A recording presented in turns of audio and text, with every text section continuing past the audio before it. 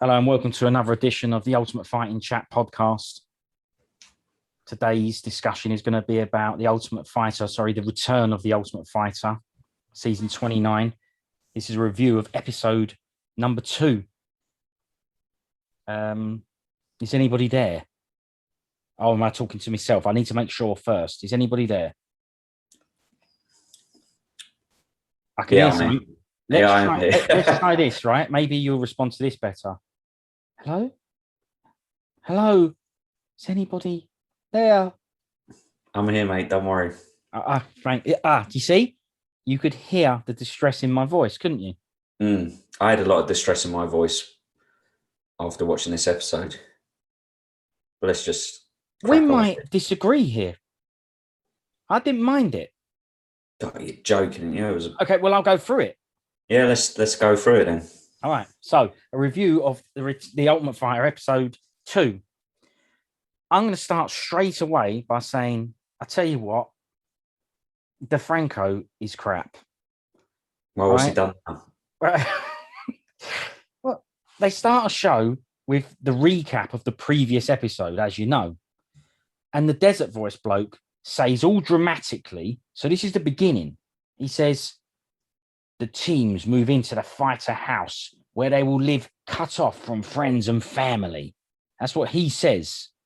So it's quite a dramatic thing and it's stressful, I'd say. And the very next shot is them playing pool and a bloke shouting out, boom, baby, when he scores on football. It's just bad producing by DeFranco. What, because you don't think it's getting across the message that they're struggling with the... I mean, the vocal and the visual didn't match. Yeah. That's all. You should have had someone crying into their cornflakes or something like that. There you go. Or crying over a photo of a kid, looking for sitting in a cage, admiring his dad's work. Pathetic. Yeah. Right. So now, but I'm just saying. So for me, it was an instant. DeFranco can't be right for doing wrong at the moment, as far as I'm concerned. Every avenue this guy explores is the wrong one. Agreed. And that doesn't have to happen, right? Because that was an easy fix. To say, look, that's the wrong visual to show after the Desert Voice. It's the wrong thing. It's the wrong thing. Like I remember one of the scenes they started it, sort of like back at the house or something like that. And they started it with a shot of someone's slider. You know those horrible slider slippers that everyone's wearing at the moment. It started with a shot of someone's slider. I was like, it's just unbelievable, isn't it? Who was walking, what cameraman was walking around going, I've got a lovely shot of someone's rotten slider that's been left out by the pool. Let's start this scene with that. It's just... I couldn't, it's unexplainable, isn't it? The only person who could explain it, I'm guessing, is Gary DeFranco. Right. But I can't understand the decisions that are made on this show. I can't, because like you said, hundreds of thousands of hours of footage and a foot in a slider is, that's the next shot. Right? There weren't even a foot in it. At least the foot would have given me. It wasn't a foot. It wasn't a person. No, it was just an empty slider. At least with a foot, I could have said, "Look at the state of his toenails" or something like that. But this was just an empty slider. Okay, I'm gonna go with DeFranco just a little bit here because what he's showing is people have settled into the house, relaxed. Yeah, it's brilliant. Quite good, DeFranco. It's the subtleties. It's the subtleties. Hollywood beckons. Yeah. Right. Let's get on with this show then, because So now the teams have been decided. This is the first episode where we're treated to a real new intro because the other one was a montage of old clips. This was the real new intro. That one. Do you remember it? Any thoughts on it? Do you want me to remind you what it was? It was the one where each team's fighters come up, then it shows a clip of the coaches. No. Yeah, I mean it's just the same as every other Ultimate Fighter sort of intro in it, like as in it shows, I don't know, one of the fighters roaring, one of them. Yeah, actually, I can tell you exactly how it's. And I can tell you exactly I'll tell you what it did. I'll tell you what it did show me is a lot of the time you can tell whether a fighter is going to be good or not just from the way they hold their hands when they're shadow boxing or for a still image. Sometimes you see people. You'd think you wouldn't be able to tell from just a still image, but you can tell just from the way somebody holds their hands. Brian Battler. Good at fighting or not. Who? Brian Battler. Yeah, that's what I was going to say. He can't fight. I can tell you that for nothing now. The reason I said it is because that was the only one that I went, ooh, because he was doing the woman version, with the arms out to the side in Volkanovski's face. It looked like he should have been holding up a sandwich board or something, trying to entice people into a restaurant or something. It didn't look like he was. Now, look, maybe DeFranco said to him, no, put those gloves out to the side so we can see your face or something a bit more. But I just looked at that and I went, Battle can't fight. Just from his hands, he can't fight. We'll see. We'll see later on in the show. Yeah, we shall see. We shall see. We shall see. Well, look, that intro was, it sounds to me like you're having a dig at DeFranco again, saying that it's the same as ever. But there was a bit that was different. What's his name?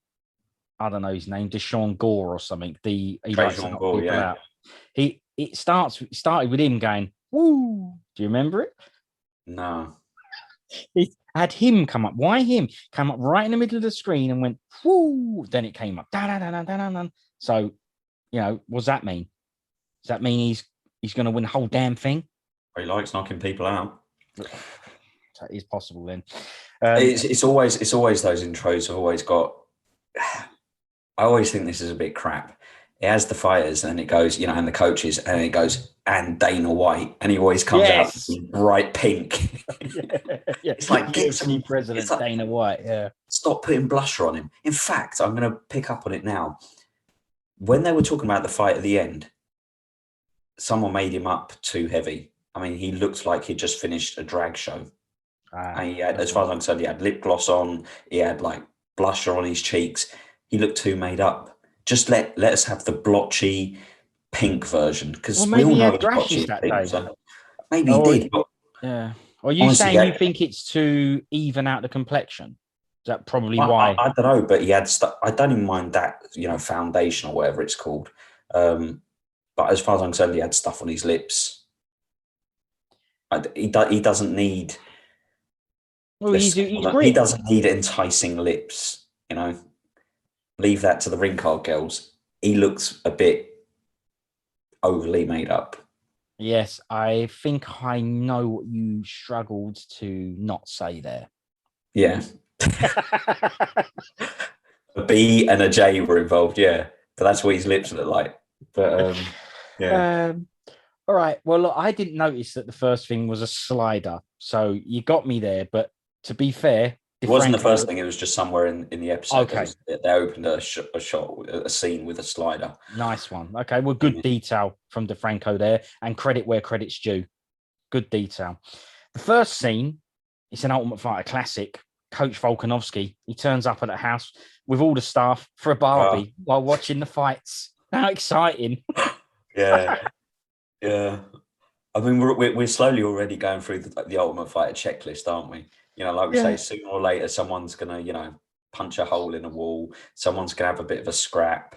We're already going through the checklist. And, that's one of them. One of the coaches brings around some barbecue gear.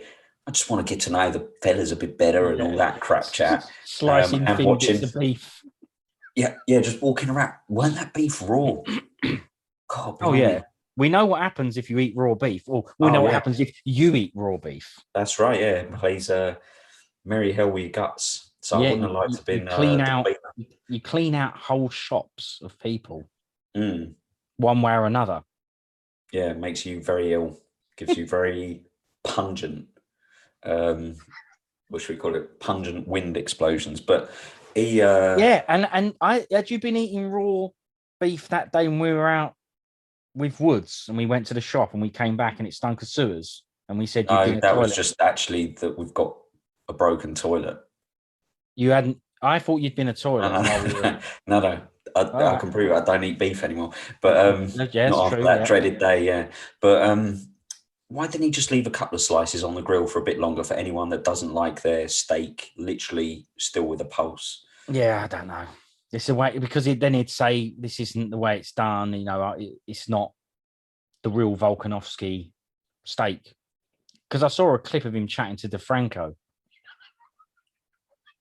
I did. It's true. On the DeFranco program, I saw a clip chatting to him, and he said, DeFranco said to him, "Look, if you ever want to come round the house, visit the fighters and this, that, and the other, just give me a ring." So I don't know why he has to ring DeFranco, but that's what he said. And Volkanovski went, "Yeah, bring him around some of my famous wings and all that." He went, "Yeah." And DeFranco said, "I've heard all about them." So that's what I'm saying. He's got a reputation on the food front. Food did look good. Food looked nice, but It did, didn't it? All that salad laid out and all that. Yeah, and he was walking around with a chopping board of meat, just sort of like Oh yeah, giving them stuff. Yeah, saying have a bit of that. just like try a little bit of this, try a little bit of that. I'm just saying that unless you liked made great TV, unless you like your beef still mooing, you were going to be a bit hungry. But well, that's why I had to carry it around on the board. He had to try and keep it there. Quick, yeah, exactly. get this before it goes. It was look, it's good. I think I'd like Volkanovski, the bloke, but I just hate the formula of this show. Just like saying, oh, we want to. Didn't someone say like, oh yeah, I'm sure someone said something about, oh yeah, really cares about us, and it's just like, what are you talking about? Probably don't even remember your name. Probably still got it written down on a bit of paper. It's just.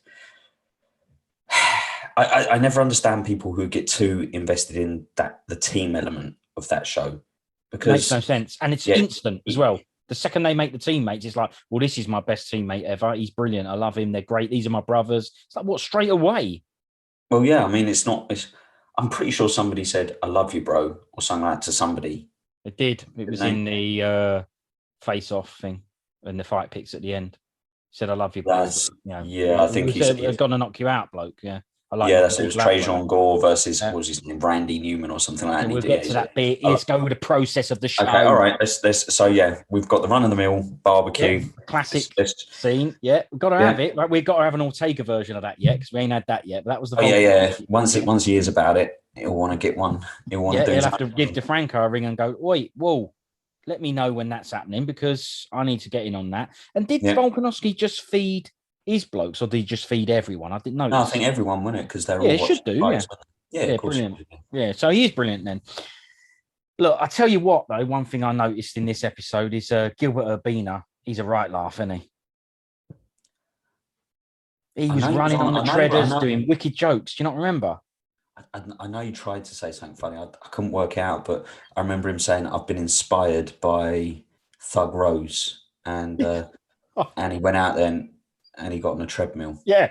But on the treadmill, he was running along doing jokes. Remember, he was answering the phone. Hello, hello. And the other bloke over the other side was going, what? And he was like, money's calling and all that. He was there. So he's a right laugher, Urbina. Cool. Well, I'm glad they left that bit in the show, because, I'll go back and rewatch that. I'm assuming he's the brother of Hector Urbina. I'm assuming. There's only one family in the world called Urbina. Is that what you're saying? No. Okay, right. Yeah. I mean, you can say like something stupid and flippant like that, right? But let's be honest, right? They look similar. They're both doing a similar sport and at a similar time. And he looks younger than Hector Urbina. So I think it's a pretty safe assumption to make. I'm going to agree with that assumption. I did think the same thing. I've heard that name before, so I did do the same thing. And you're right about the correlations with the sports and all that, and brothers doing fights. But wouldn't it be nice for him to say that there's a current, UFC fight? And wouldn't it be nice for him to? It's information that would have been good. We're having to guess here. What's this fella's name? Gilbert Urbina, is it? Or what's his name? Gilbert Urbina.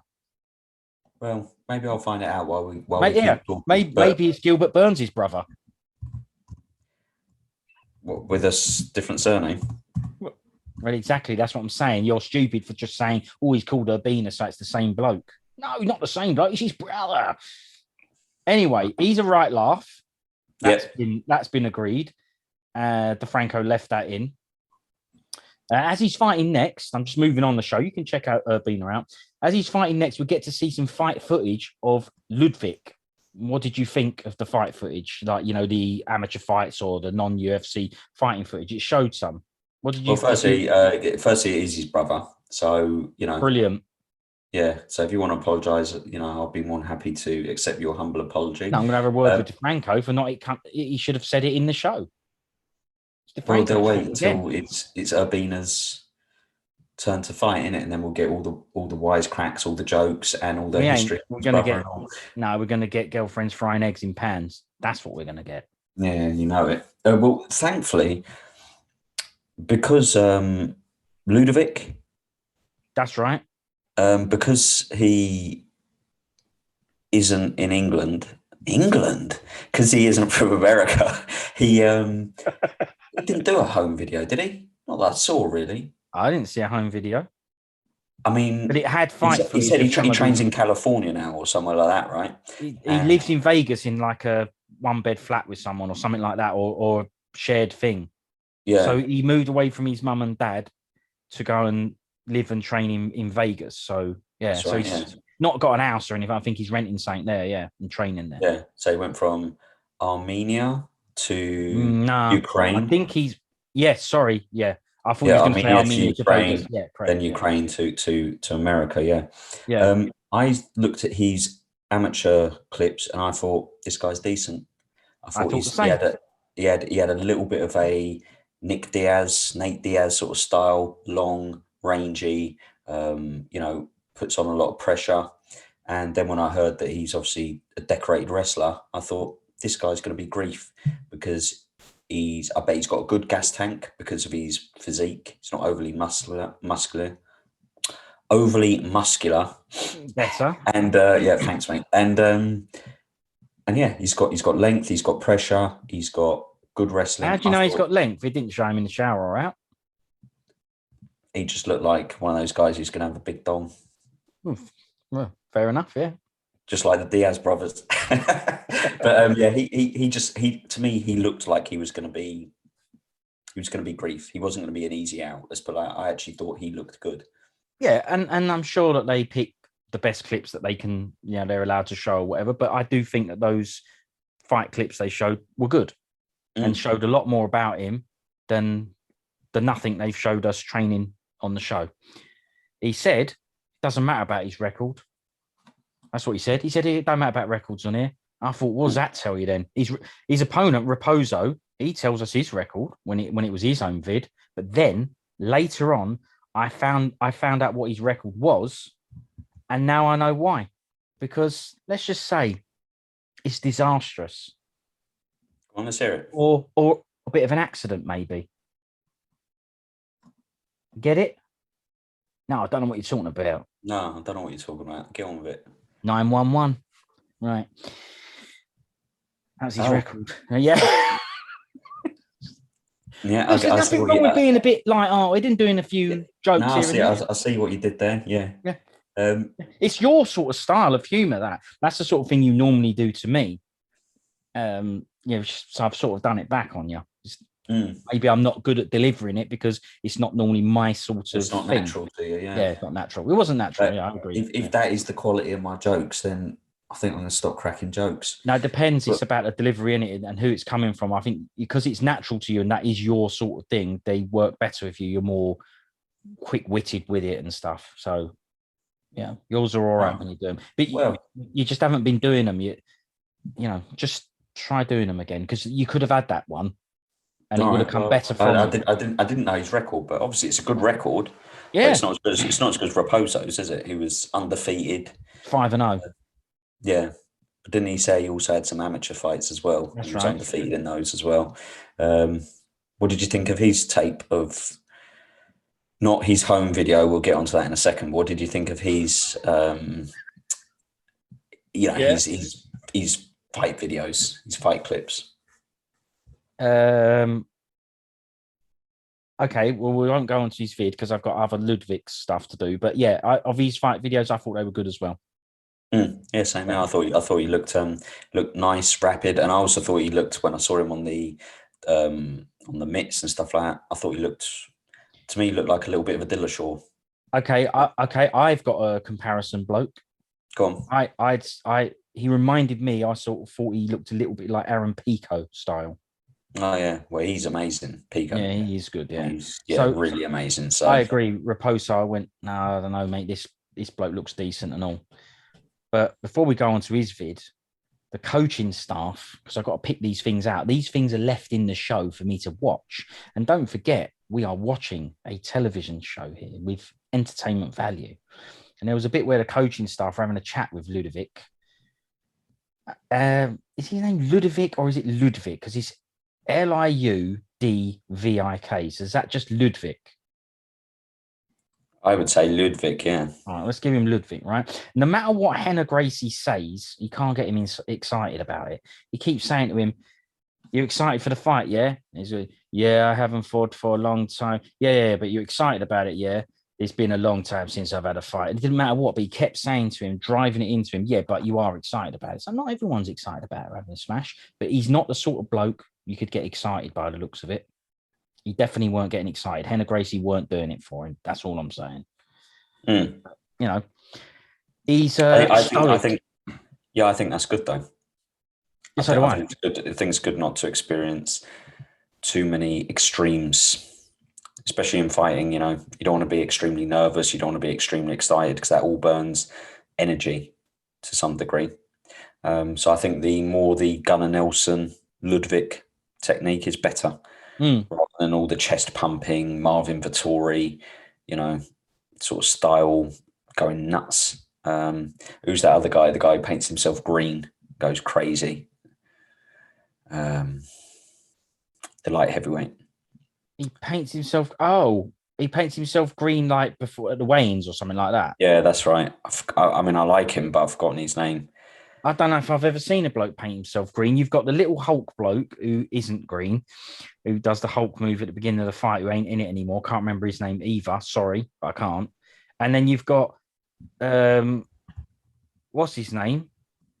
Gilbert. He paints him a green face, but I think that's because of Brazil, not Hulk. And you've got the bloke with green hair, who I don't paint himself green, but he paints his hair green. I'm coming up with as much green as I can. I know it is now, so you can stop on the green stuff. Right. Ion Kutelaba.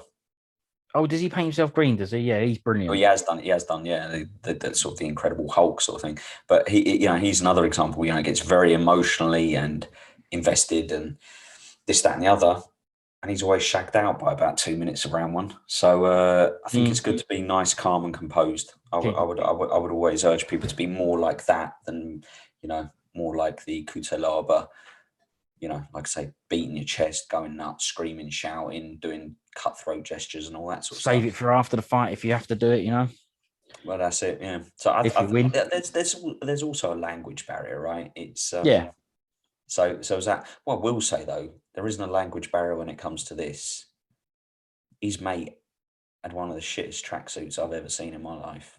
Oh, that green one. I know. Yeah, you know the one, the Hugo the lime Boss green tracksuit, neon green. Look, yeah. I mean, I noticed I said to myself, "Is that just a jumper?" And when I saw the legs, I went, "No, he's agreed the whole thing. Whole thing." Yeah. That bad qual. That I think it should just be put out. I think as it was a a public... Hugo Boss, wasn't it? I think Maybe it was Boss. Yeah, it was Boss. Yeah, but it should be put out as a public service announcement that people shouldn't wear tracksuits all in one design. You shouldn't. Do you remember? Yeah. Do you remember I said to you, I've re-agreed tracksuits. I'm going to buy one, and then I think I saw one on the street and went, I ain't. Yeah. So if you get a tracksuit because you like the legs and you like the top that comes with it, that's fine. But just wear those things with different clothes. So wear the black tracksuit bottoms and then put on a grey hoodie from another. Don't do the matching thing. The matching thing, it's a disaster. It's something you'll look back on with regret, like shell suits, like fanny packs or bum bags, as they were called in England. They're going to be things that you look back on in years to come and go, what the hell was I thinking? I never understood what the problem with the bum bag was, though. I thought they were good. They're a bit middle-aged. They're a bit middle-aged woman, aren't they? That's the problem. Are they? All right. Yeah. I thought they were, practical. Not the new, the new drug bag version. Not that. The one that goes across your chest. That new little thing. That's crap. Yeah. But the bum bags, I always thought they were good. And then everyone said they were crap, and they went out of fashion, if you like. And well, I've still got one. Let's put it out. I was about to say, and I got rid of it, but I didn't. I've still got it. Yeah, you still got one, but I've never seen you wear it. True. Right. Okay. I think that says everything you need to know. But don't forget, the boy said you can do your own thing these days. You can do whatever you like, and that bloke's tracksuit proves it. So maybe I'll try the bum bag. I don't think it will fit. It only has a certain waist thing on it, and it was a long time ago. Yeah. And it's going to be tight. Well, I just get an extra strap for it.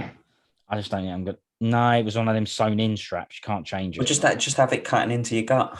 You know, might use it as a, what do they call it? Those things that Whoa, hang on. A girdle. Is it girdle? Just use it as a girdle. It's not use it as a girdle, then laughs and mentioning gut and then laughs and all that. That's crap, that. I'll let the hit. You're the one who said it. Not more with comments. Right. But anyway, right, let's look, get back to... We're on to Raposo, but I'm not on his vid yet because the first bit they show Raposo, you'll remember it when I tell you. He's got the attention of a full room of people for chats. He said he went to the gym the first day, and all you hear when he says that is Brian Battle go, wow. Bloody hell. Wow. What, for going to the bloody gym? I'm pretty sure he said, wow, what a story. Yeah, that was great chats. That's it. I agree with Brian Battle. Great story. Yeah. But then I weren't surprised because then it got onto his vid. And to be fair to him, Charlie is brilliant. Which one's Charlie? It's his dog. All right. Yeah, well, you can't go wrong with a dog. He was really good. So I liked Charlie. That helped. He did some bad chats, though. You know, I think his mum knows he wouldn't be here if it wasn't for her. So he did more great chats when it comes to that. But I tell you what, bit like Urbina, his mates in the car seemed like a right laugh, didn't they? The fat one behind him was obviously the joker of the pack, wasn't he? To be fair, the one in the back right, he seemed like an all right, sort of quite shy sort of lad. He was the one killing himself laughing. Huh? Oh, he was the one killing himself laughing over nothing, though. But I liked him as well. He's maybe just embarrassed, but the rest of them, I just thought, if these guys were out on the town, they'd be a right bunch of knobheads. Oh, terrible. Especially the big one behind him, shouting and all this sort of stuff. You know, you can imagine if Raposo made it famous, that fat bloke could be behind him, you know, riding his coattails all through his career, wouldn't he? just a loudmouth, just got me nerves, shouting and screaming over what? Yeah. And honestly, all fluffing his ego. And I think I made the comparison earlier with Dillashaw, as in his fighting style, which he did have, which we'll get onto the fight later. He did have sort of a bit of a similar style to that. But I also think he's got that. Let's put it like this. After watching that video, I went, he should go and train down Alpha Male. I could see him training in the middle of a street, in a roundabout, with his top off, shadow boxing, you know, and all that. He strikes me as one of those kinds of guys. By the way, I actually think he's all right. I'm just saying. Seems all right, yeah. Yeah, I just thought he seemed like a bit of an alpha male, you know. You think he fits into the environment with a Japanese fella? What's he called? Oh, I've forgotten his name. The one, you know. Yeah, the master or whatever, yeah. No, not Master Toddy. Not him. The fighter who goes down there with the one who's got all the tattoos and parades around with all the women. What's his name? Japanese bloke. Oh, and he calls them his bitches and all that sort of stuff. Yeah, that fella. You think you'd fit in with him? Would he get on with Raposo's mates in the back of the car? I don't know. What's his name? I can't remember his name. Is it something like Akihara or something like that? We'll get to him later. All right. At the weigh-ins, I really take stock of something that's been bothering me. I kept questioning who was on what team. So a bloke come up and I went, what team's he on? And I thought, they've got team colours. What's the issue here? But at the weigh-ins, now they're all wearing them and I'm on the second episode. I just went, the colours are just too similar. Yeah, they barely see the difference. They have been for ages. They've had so many shows where it's basically they've got two colours and they basically goes, yours, the bulk of the shirt will be green and the trim will be orange. And yours, the bulk of the shirt is orange and the trim is green. It's just like, there's more than two colours in the world. DeFranco. You know what I mean? Well, this guy can't. I blame DeFranco for this as well. The guy's a useless. He couldn't even get this right. You know, I only know when I see the coaches, I go, okay, well, that's the coach's colour. But once they go off the screen again, I have got no idea who's on what until the ring light vid comes up and it says, you know, the bloke's name and then Team Volkanovski or whatever. Other than that, the jerseys are too similar. Can't tell. So another DeFranco design as well. I don't know.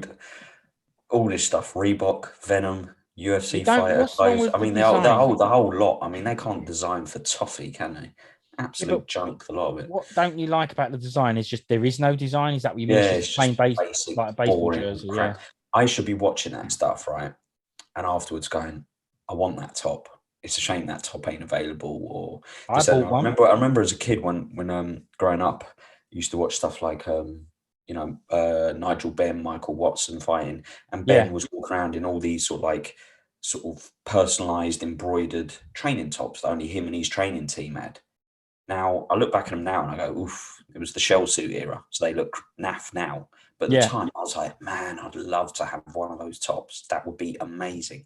That's Mm. how I should feel about these tops. I should look at them and go, look at the design of these tops. They're amazing. I'd love to have one of them.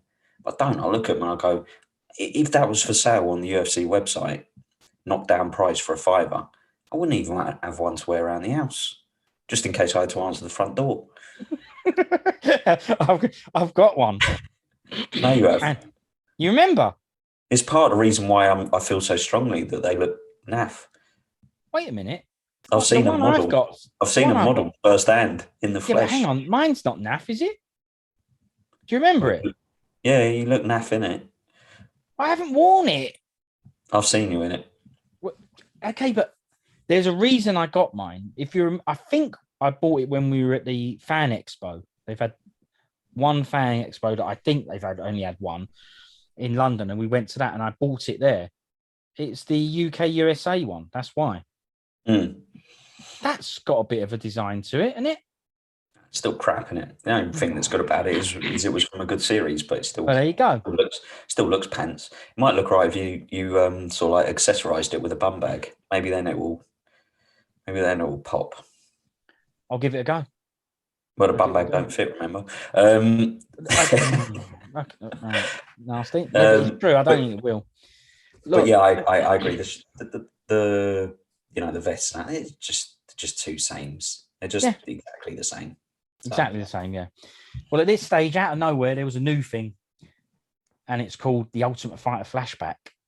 And a nice little montage intro, which I liked, and then showed the bit where Rampage smashed off the door, so a highlight from a previous series.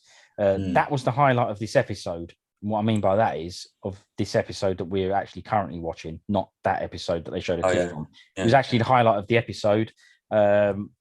I like the idea of these flashbacks. Good on you, DeFranco. When I saw it, I just thought, this is them trying to fill a little bit of 2 minutes of dead time with something more interesting because there's nothing happening in the show. But we spoke but as a viewer, it was better. Oh yeah, it was. Yeah, I mean, Okay, but the reasons behind it. If you had to pick one flashback, what would you have in that? Well, maybe there's going to be one each episode. But you're saying I've got to pick one. Okay. If you're on the hockey table thing, falling off it with the money in his hand. Almost smashed his coccyx or whatever. Yeah, that one. That off the top of my head, that's the one that comes to mind. Yeah. Yeah. Plenty of others. Then, well, there is plenty of others, but that one I like because he's all excited because he won, and then bang, and then I even like the Dana White bit afterwards saying, "I'm telling you now, he'll be sore in the morning and all that." Yeah, he tried to laugh it off. Yeah. I think I've got my one. Let's go. The reason why I don't like it is because it was staged, but it was still brilliant. Okay. Yeah. It was when nobody was. There was I can't remember what series it was. It was the one with Melvin Gillard, and there was the option for a defeated fighter to come back in to the show. Okay. I think they offered it to a couple of fighters, and they both turned it down. Right, and then they eventually gave it to Gillard or something, and Gillard went in there. Like Gillard agreed it, and then he went in there later and said to Dana, he just went, "Man, you know what? I'm not feeling this fight. I don't feel too good in training and this, that, and the other." And Dana White's face just dropped, like he was like, "The hell, I've got the worst cast ever." And then Gillard went, "Nah, I'm only joking, man. I'll have a smash with anybody." Brilliant. He really got, it was Dana White's reaction. And Dana White don't know him yet. He doesn't know that Gillard's exactly, power, and he was like, "I can't give this fight away." So there was another time that happened where it was a British guy stepped in. And Dana White was like, "Thank God for the British." Maybe it was Ross Poynton. I do remember that. Yeah. Well. Yeah. I don't remember exactly because I can't confirm the fight, but yeah, I remember the scene. Yeah. Well, we'll get on to the fight. And believe it or not, I've got stuff to say about this fight. So it's Mitch Raposo versus Ludwig. By the way, I do like those fight flashbacks because if you have been watching Ultimate Fighter all this time, you have to be a bit of a fan of it. And if they pick out good little bits, good little scenes, then I'm happy to rewatch them. I thought it was good on DeFranco, but you've made me think that his reasoning for doing it isn't very good. So I'm not sure. I'm gonna. Joking aside, I think it is a good idea. Yeah, like if it's in every episode, then I'm gonna like it. It's only short, wasn't it? And I liked it. Yeah, I think it's a good idea because it's a nice nostalgic piece for people who have been watching the show for years, and people who haven't watched the show for years. It might make them go back and revisit an old series, or it might even make them a fan of the show because they're like, I want to see somebody else kick their way through a door made of cardboard boxes. So yeah, so I think it's a good idea. Credit where it's due to Franco. You know, nice. That's a tick. That's in the tick column. So Mitch Raposo versus Ludwig Shalinian, and that's his name, isn't it? Ludwig Shalinian. Yeah. I said last time the fighter records weren't displayed on the new Versus graphics, and they weren't this time either. So that's double checked. I double checked, and they weren't. Thanks, mate. Yeah. I'm sure you believed me anyway. It does come up in the below the fighters' names during the fight, though, doesn't it? So right. Okay. But I did notice that they are on display under their names throughout the fight. And for me, that's more bad DeFranco. And it is because for me, it's an unnecessarily busier screen whilst the fight is on. There was a perfectly good place and opportunity before the fight started. And DeFranco has decided to change it. And he thinks he's got to remind me of their records for the next 10 minutes. And don't forget, these fights don't even count against their records. Yet DeFranco has seen them the most important thing ever. So again, more bad DeFranco. I preferred it. Just tell me what their fighter records are before the fight. Now they're just on the screen for no reason. What, the whole way through? He ain't got a clue, this bloke. They don't count towards the records, DeFranco. We don't need them on the screen for 10 minutes. And in this case, no, I won't ruin it. We don't need them on the screen for 10 minutes. So, yeah, you do find out what the records are. But he's changed it for the sake of changing it, trying to be clever, and it's worse. Blown up in his face. Mug. Yeah, that's right. So I'm going to go through this fight, and then you can comment on it. Stop me if you want, or you can comment it at the end. But okay, I'll stop you now then. Thanks. Oh, yeah. What a shame the people that aren't listening can't do the same. Well, yes, they can. They can just turn it off.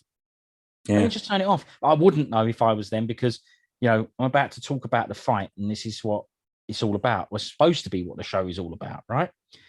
The fight starts pretty soon into it. Mitch throws a left uppercut hook to the body. By now, we know that's his favourite move. As the very little we've seen him on the pads, he's thrown it in every little clip I've seen. Bish, bash, smack. So I knew it was coming, and it's something to watch out for all you budding fighters out there that might have a smash with Raposo on or off this show. He's going to throw that shot. So protect your ribs down there because it's his favourite move. I'd say it was a pretty good fight. Because it had a bit of a story for me. Round one, I think, went to Mitch, but Shalinian was walking forward all the time, so they both did decent. I was like, this is actually an okay fight, especially for a first round. Although you can't do the first round feeling out fights. Whole point of this being 2 rounds, I suppose. There's probably a number of reasons, but number one, it's because you've got to get the job done and you can't mess about. And number two, I suppose, if it's a draw, you just add a third and someone's going to win. That's why. And also it's probably to limit injuries and stuff like that as well. There you go. Yeah, so there's probably a number of reasons. So after round one, there's a bit of corner chats, and I don't know what's going on here, but I think Ortega thinks that Shalinian don't speak any English at all. Don't know if you remember this, but I was chatting to him in the most pigeon English I've ever heard. Well, I was going to say, I think Ortega speaks Ukrainian or Russian or whatever they speak there, because all he did was, I don't know if you noticed, but he just put in a subtle change on his accent. I think just applying that subtle change to his accent just all of a sudden meant that Ludwig could understand him perfectly. So he just left out a few conjunctions and stuff like that. So rather than saying, you know, you should go and strike him to the body, he would say, you go strike body. And that all of a sudden Ludwig was like, wow, this guy speaks Ukrainian. I totally understand. Well, Russian. Yeah. I totally understand what he's saying. So that was there good. You go. You noticed it, and I didn't even put that slant on it. I didn't know that that's what he was doing, was actually speaking Ukraine or Armenian. I didn't know that, but he was. I didn't even know he could, but he could. Nor did I. So that's what it was. That's why I struggled to understand it. Yep. It weren't for me. Yeah, exactly. Right. Yeah. Impressive. But yeah, I mean, look, to be fair, I think most people, when you talk to somebody who English isn't their native language, you do sort of do that. I think it's because that's the way they speak. You try and sort of talk on that level, but there really is no need. There really is no need. But it's not the biggest it's just drama in the world. But yeah, it was quite funny to see. There's nothing else on the show. What do you want me to pick out? Right. These aren't my fighters. On that first round, though. Okay, go on then. Well, it was a round that, even though it was scored for Raposo, and it seems that universal opinion is that Raposo won it, I think his footwork was very, what should we say? Erratic isn't the right word, but he was using a lot of energy. He was on the back foot a lot. He was also, moving around very quickly, circling the whole perimeter of the octagon. And I just thought, this guy is going to be... I don't think it proved to be the case, but I was looking at going, this guy might burn his legs out, because he wasn't just circling the octagon or the cage. He was really, he was almost doing laps of it. Yeah. I just thought, maybe that's going to, cause a little bit of burn in his legs. Was it because he was forced to, because of the way Shalinian was fighting him? Yeah. So yeah, I think he wanted to stay away from the grappling exchanges, and I think he was adopting a bit of a counter-striking approach, which worked for him, right? Because he won the first round, but I did think he's putting a lot of yards in that first round. Do you think he won the first round? He lost it. Yeah, I think Raposo just nicked the first round. Yeah, me too. I looked at it and I thought Ludwig probably expended half the energy Raposo in that first round. So even though he lost it, he didn't lose it in every sense of the word. I think he gained something from that first round, and it was close as well. I think he started to look a little frustrated. There was a couple of times where he kind of put his hands out as if to say, "You're just going to run around this cage." Kind of like done one of those sort of meet me and let's have a stand and bang, that kind of crap. Yeah. So he showed a bit of frustration, but it was a very, very close round, and I just nicked it for Raposo. But I agree. I would have complained if someone said, "No, I went for Ludwig because of the the constant pressure." I would have. I agree with that as well. I was wondering. I didn't know who won that round at that point, and I thought, well, it could have gone either way. My expertise gives it to Raposo, but yeah, I agree. It could have gone either way, and I wouldn't have cried either way. These aren't what fights, as we just mentioned. They're only 2 rounds. So Shalinian, I think he was very self-aware. He did exactly what he needed to do in round 2 by making sure he got Mitch down, stayed on top of him for most of the round, winning him that round, making it a draw, meaning it needed to go to a 3rd round. That's what I've got to say about round 2. Well, for me, round 2 was... Even though I said that I didn't really want to talk about his fight, round 2 was relatively interesting. So I actually thought that Raposo got the timing of his striking down in round 2. And for about the first minute and a half and maybe 2 minutes, I can't remember when he secured the takedown. But for the early part of that round, I was like, Raposo looks really good here. Like you say, he was digging that nice little sort of left hook into the ribs. He was outside sitting and digging that left hook. That looked really nice and crisp. He looked really good for about the first minute and a half. When it was on the feet, I thought Raposo was starting to get his timing down and everything. I thought, this guy actually looks really good. All the bravado he gave and all the chat he gave, I was like, he's kind of backing it up. Yeah. However, when he got to the ground, Ludwig done what he needs to do, which was stay on top of him, control him, and secure that round to ensure that it went to the 3rd. Now, what I will say is, one thing I noticed at the start of the fight, which I didn't really mention, is that Ludwig looked a weight class bigger than him. To me. Okay. Yeah, I didn't notice. Yeah, I just took it that one was a bit stockier and thicker set, and the other one was a bit leaner. But yeah, fair enough. Yeah, I'm not sure. I can't remember what their weight class are, but it wouldn't shock me if Raposo didn't fight at that weight class outside of the UFC. Maybe Bantam weights, are they? Yeah, and maybe middles. Yeah. Maybe he fights at that weight or fought at that weight because he wanted the opportunity of the Ultimate to get Fighter. in there. Yeah, but maybe he fights at a lower weight class. I'm not Probably sure. wanted to get the opportunity to work with DeFranco, I would have thought. Yeah, and also And being on Ortega's team. well, he's 100% going to be on Ortega's team, but he gets to meet the other bloke as well, Tiki Gozan. So that's it. Yeah, yeah. So plenty of reasons to go on there. But as you rightly say, in this situation, it's a round apiece, and whoever wins this round wins the fight. So round 3, Mitch tried to stay on his feet and use what seemed to be, I thought, much crisper and faster strikes. And Shalinian tried to take Mitch down, which he did eventually do, and stayed on him for a lot of the round, which made me think he was going to win. But then there was hope for Mitch as he reversed the position and got on Shalinian's back. I thought, this is good, this. But he couldn't stay there for long. And Shalinian ended up back on top. So again, I thought, well, Shalinian's got this then. He's been controlling the fight for longer. He'll probably win. But then Ref Herzog, he stood it up with 30 seconds to go. So another chance for Mitch. But when Shalinian shot in for a takedown, Mitch grabbed his head for a guillotine, which I thought, given the amount of time left, wasn't a bad idea. But it didn't work. Just left Shalinian finishing the fight on top and winning the decision. You just made it sound more exciting than it actually was watching it. But yeah. But that was all true. There was a story to that fight, and it did play out. And they should have hired me to do the after-fight chats as long as the music isn't too loud. Yeah. Well, yeah, he'd done a better job than Dana the Clown White, made up with all his, 10-ton of makeup. But he, I mean, I think that sums it up perfectly. There was a couple of opportunities for Mitch.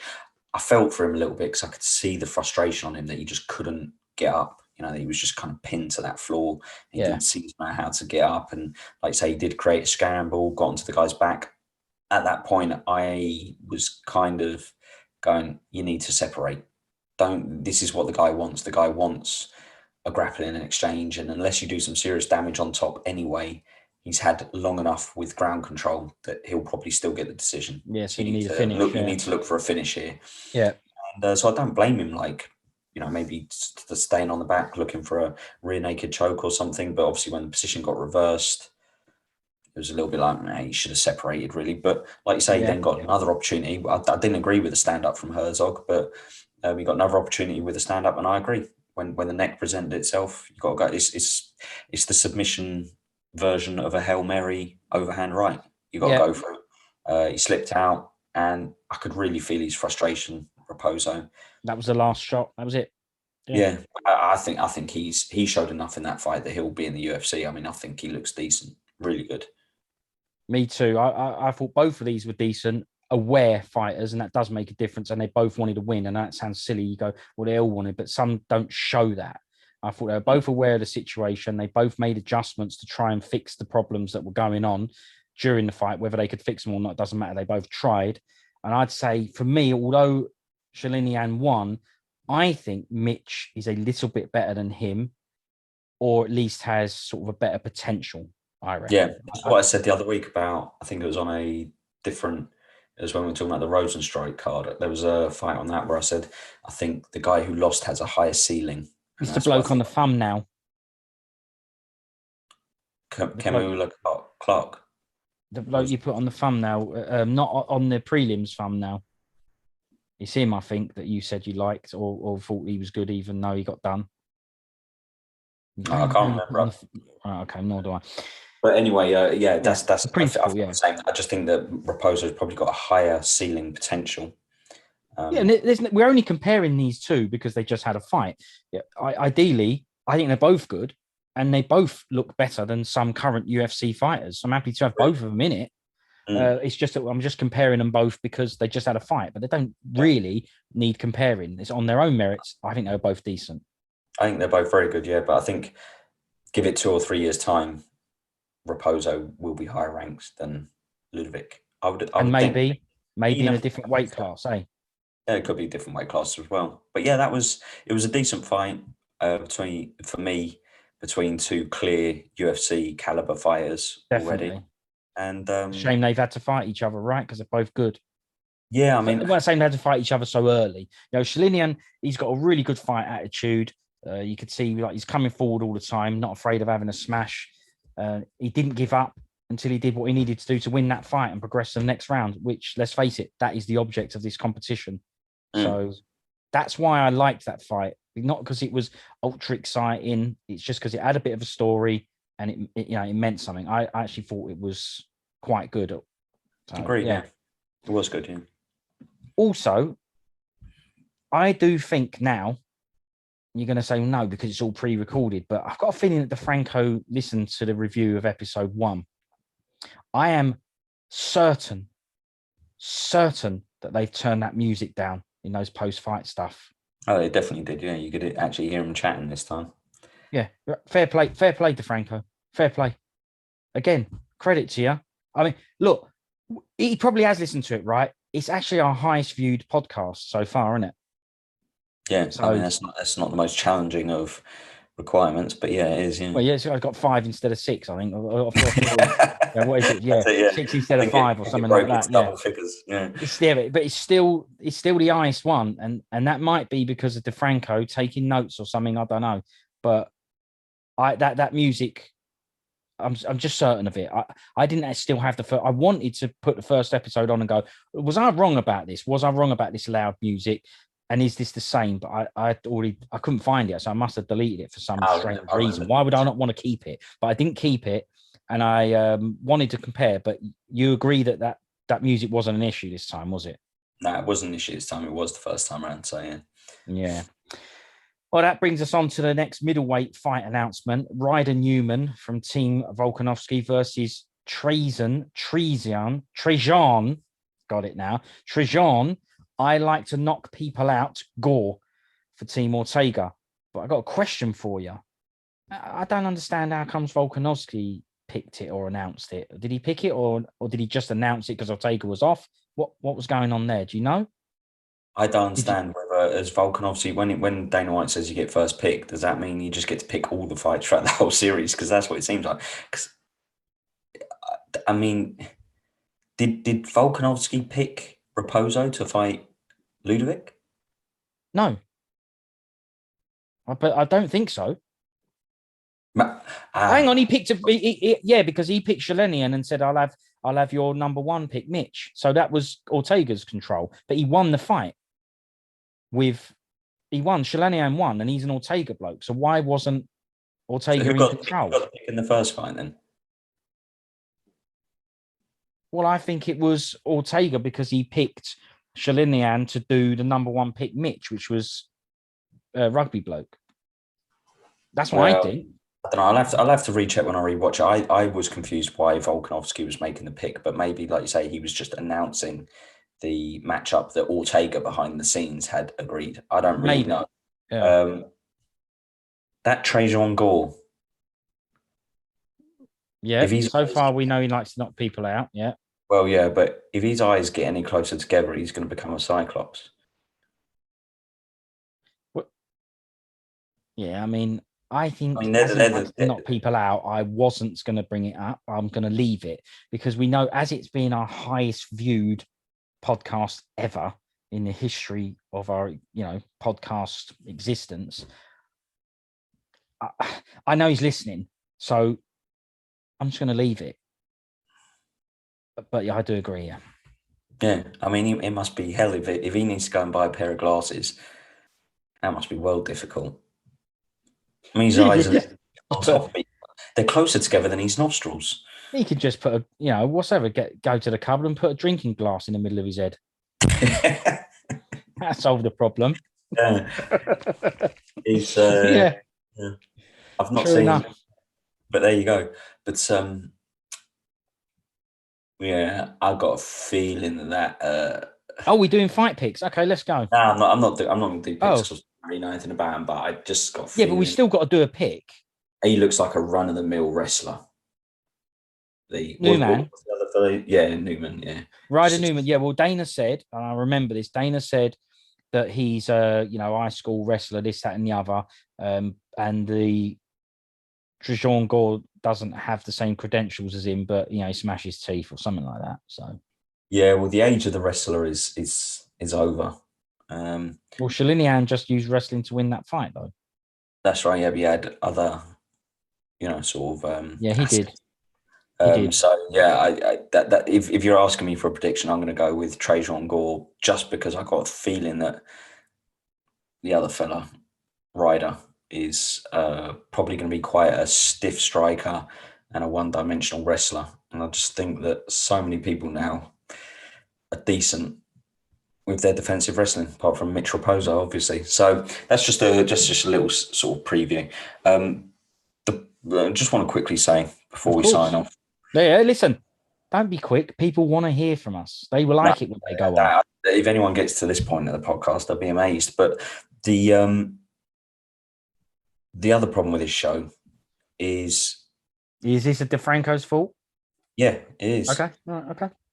They put the fight at the end of the show always. And if the fight starts, say, 14 minutes into the episode, I know it's going all 3 rounds. If the fight starts around 45 minutes into the episode, I know it only goes 2 rounds or around 2 rounds. And if the fight starts with about 10 minutes left to go, I know someone gets banged out early. So just fix that, put the fight in more randomly and just insert into the episode somewhere more randomly and then put, say, more of the house chat stuff at the end of the episode. So when I'm watching the fight, I have that air of unpredictability and, and excitement, because I watch these fights now and I go, this fight's starting early into the episode. I know it goes all 3 rounds. It's just, why aren't people thinking like this? It's not my job to make this show. It's not my job to make it good. It's not my job to look for the pitfalls. But I'm sitting there every time going, right, well, I know someone's going to get banged out here because there's only 5 minutes left of the show and they're only just about to start the fight.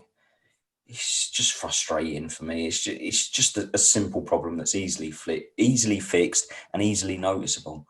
The other thing as well, stop showing clips of the fight.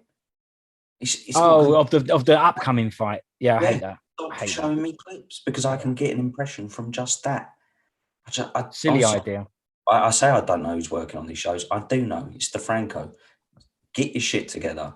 This is... honestly, I should not be sitting here as a guy who has no experience in show production or anything like that, noticing pitfalls like that. I'm watching the show. I don't need any more enticement into it. Mix it up. For the love of God, man, mix it up. You've had about 40 series. Aren't you bored of shooting that garbage the way you're shooting it? Mix it up, even if it's for your own sanity, let alone... So I think so. Well, look, your mind, I didn't pick up on that, but your mind does, it's a calculating mathematical type mind. And so yours, I understand why you would have calculated that and gone, right, hang on, how much longer have I got left of this? It's also the sort of thing you would pick up on. However, they should have somebody there so I wouldn't figure that out, but they should have someone there figuring out. I'd have a team of hundreds of people on this show. And I agree, it happens every single time, that it's always there at the end of the show. Normally, I would say to someone who says something like that, well, what's the answer? And you've given a solution immediately to the problem, and it's plausible and totally doable. So we know now, we're pretty certain that Gary DeFranco listens to this. It's too late for this season. It's too late. Yeah. But if it ain't going away, sort it out, like you said, and he can put it in the next one. It's just frustrating. I'd love to be in on the meetings for this show. I could make this show brilliant, and it's just, I'm watching it and it's just toss. Whoa. Really frustrating. It really is this bad. Listen, I've even got to listen to Brian Battle saying that Raposo's story is, wow, that's amazing. And it was the most run-of-the-mill, boring MMA. It might even be the most boring MMA story I've ever heard. Basically, I went to an MMA gym, found out I was pretty good at this, so I started doing it. And then Battle goes, wow, that's amazing. Yeah, there was no story. Sometimes you actually have interesting stories of people who've, I don't know, battled addiction or come out of prison or, were on the wrong path. Some things that are even, that you could argue are relatively interesting. I mean, Look, by the way, we can only go off what we are shown on that show. So we were shown what we thought the story was. Maybe there was a story. Maybe Mitch has got a wicked story. You said it in the previous podcast. most people's lives are just normal lives. Why would they have an amazing story? But they're forced to, can you come up with your story, please? They showed us a clip. That's what we saw. I don't know why going to the gym was a wow moment for Battler. I don't know why. Well, I do know why he's Battler, because Battler is the King of Fighters bloke. Right? I don't know why Battler thinks that's a wow moment, but maybe he was saying wow to another bit of the story that we didn't get to hear. So it's not. It's only as fair as we're allowed to be. Why wouldn't they show that? It's not. It's just. I bet you if I went up to Battle now and said, "Tell me Mitch Raposo's story again," he wouldn't be able to, because guess what? He probably wasn't even really listening. That's why he said wow at that point. You're right. Yeah, he probably weren't because listening. honestly, I was falling asleep listening to Raposo. And the best bit of that show for me was the lime green tracksuit, Charlie the dog, the fat knobhead behind Raposo the car. Yeah, they were good. And I think that's it. You only need 3. That they'll do. Those 3. They're the highlights. Blimey. And the summary for, episode 2, more to say. Anything else you need to say or want to say about it? No, I've already burnt about 2 hours of my life on that. Oh, you mean with the combination of watching it and then us having a chat about it? And chatting about it. I've burnt enough of my life on it. Thank you very much. Yeah, fair enough. Well, on to episode 3. Yeah, come on. And hey, episode 3 is when we're going to hear the stories of the 2 middleweights that have just been announced to fight Emmy. So you might find out how it's been growing up as a Cyclops. That would be interesting. Very. And that does he go to the opticians? Does he have to do special contact lenses? Does he save money on his glasses? Does he what? Does he save money on his glasses because he only has to buy 1 lens? Yeah. What was it like filming Sinbad? Or or is it even more expensive him buying glasses? Because what they called monocles. There is a 1 lens thing. Monocles himself, yeah, bangs that on the middle. Yeah, what was it like in Sinbad? Has he been cast as the new Cyclops in a new Sinbad or whatever? Is he? Yeah. Well, look. Hopefully they go over all this stuff. I hope they do, because you're right. It looks to me like he could have an interesting story. Simple as that. Thanks very much for your time and spending some more time on the return of The Ultimate Fighter. We look forward to not only watching the next episode, but reviewing the next episode. That's what we're going to do. And you never know what the next episode will bring. Oh, you do. That's the problem with it. Yeah. See you next time. Thanks very much. That's for Take you. it easy. All right, yeah. See you later. Bye, mate. See ya.